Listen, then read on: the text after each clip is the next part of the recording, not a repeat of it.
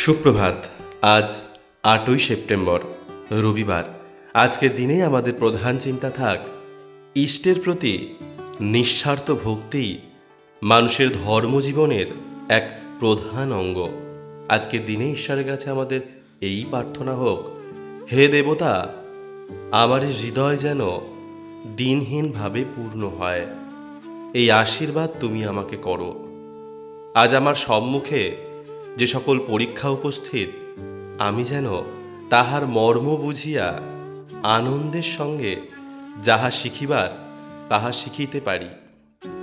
তুমি আমাকে ইষ্টনিষ্ঠায় অটল ও নির্ভীক করো, আমি যেন কখনো সে নিষ্ঠা পালনে অক্ষম না হই। আমার এই জীবন যেন তোমার অনন্ত জীবনের সঙ্গে নিবিড়ভাবে সংযুক্ত হইয়া থাকে এবং আমি যেন তোমারই সেবায় নিজেকে সম্পূর্ণভাবে ভুলিয়া যাই। আজকের দিনটি আপনাদের খুব ভালো কাটুক।